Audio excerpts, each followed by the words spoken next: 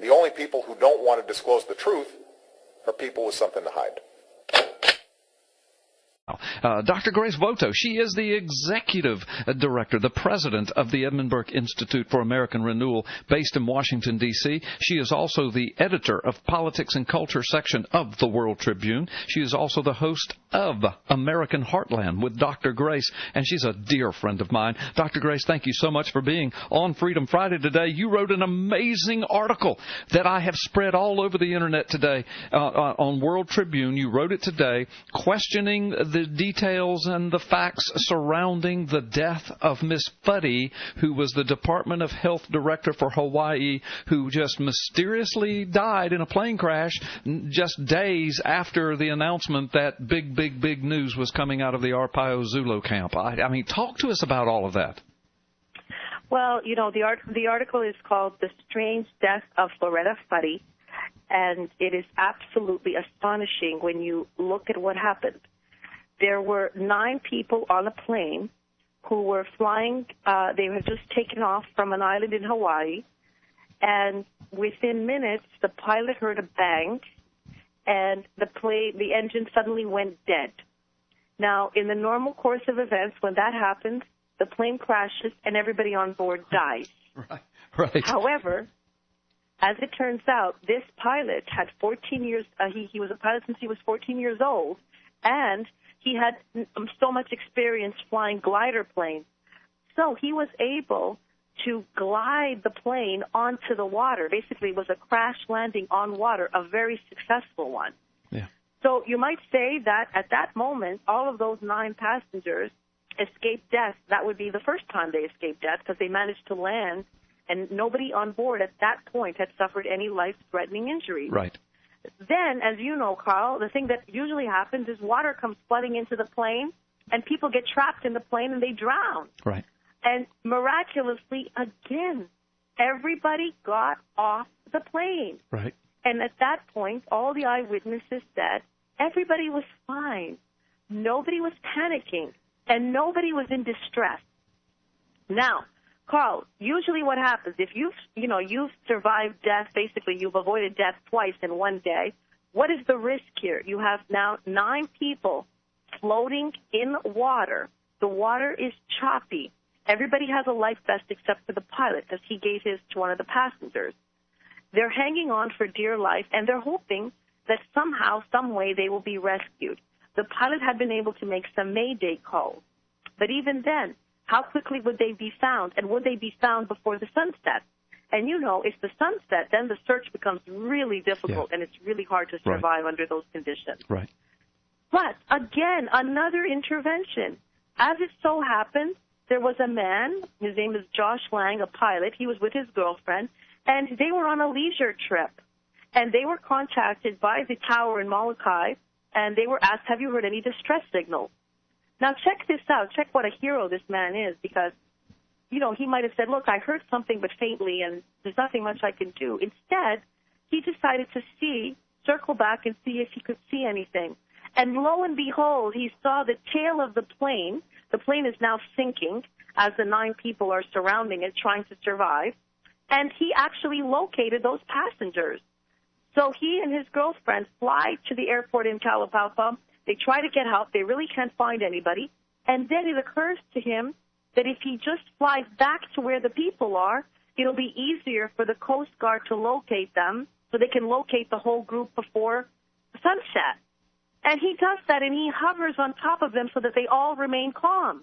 I mean, amazing man here. Yeah. So we have 2 heroes in this story already. It's Clyde Kawasaki, the pilot, the original pilot, and then this Mr. Josh Lang.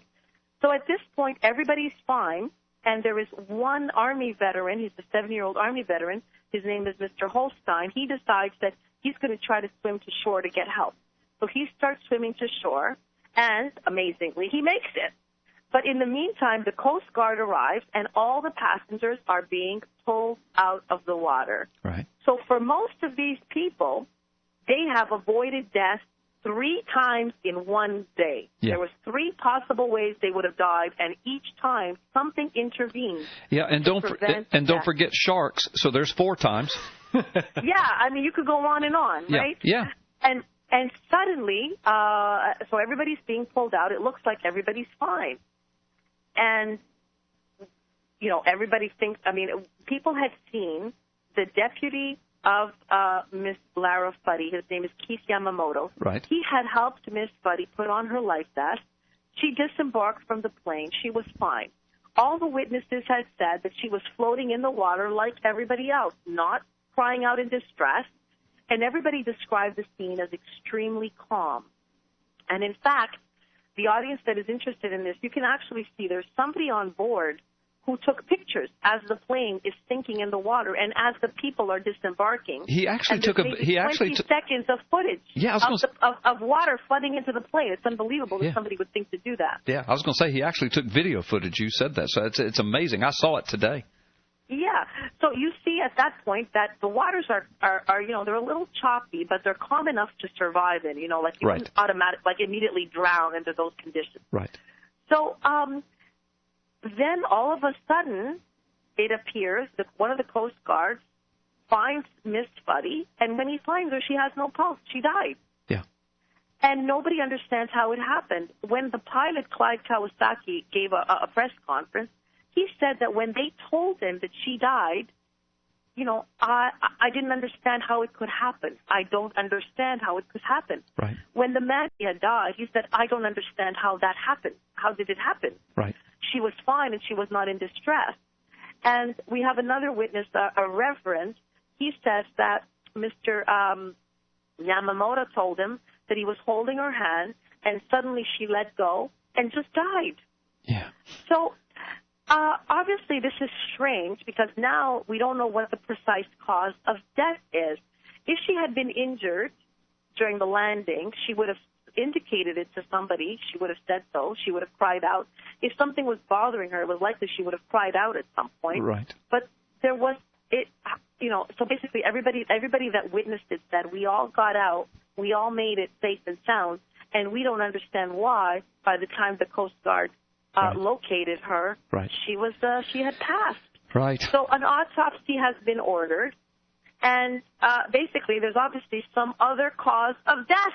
Yeah. And what I basically say in my piece is, how many times does death come after one person in one day? Right. Yeah. What's that other cause? How could there be another cause all on the same day? Yeah. Yeah. Well, and Dr. Grace, and I've got a caller that wants to talk to you and me about this, but I'm going to bring him on, but it could be strictly coincidental. But your article mentions this, and I don't know if it's the same words I'm going to use, but it's so amazingly interesting and weird and strange that the death of this very important person. Now, Zullo has already said she is not key to the evidence they're going to bring forward, but she was key in the whole Obama birth certificate scandal and debacle. And many people believe that she holds the key to how all of that birth certificate forgery took place. And right after Arpaio and Zullo make national announcements that they're bringing forward information that's universe-shattering, this airplane crash takes place, and she's the only person that dies.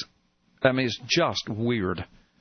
Well, what I do say in my piece is that Lieutenant Zullo filed that brief in the Alabama Supreme Court, right, stating that he had forensic evidence that the certificate is a forgery. Right. That was a known fact.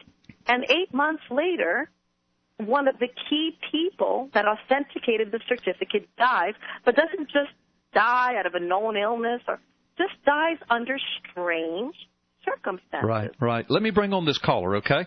Dave, okay. Thank you so much for being a part of Freedom Friday today. You have a question for Dr. Grace about the Zullo Fuddy thing. Hello. Hey, how's it going? Dave? Hello. The only people who don't want to disclose the truth are people with something to hide.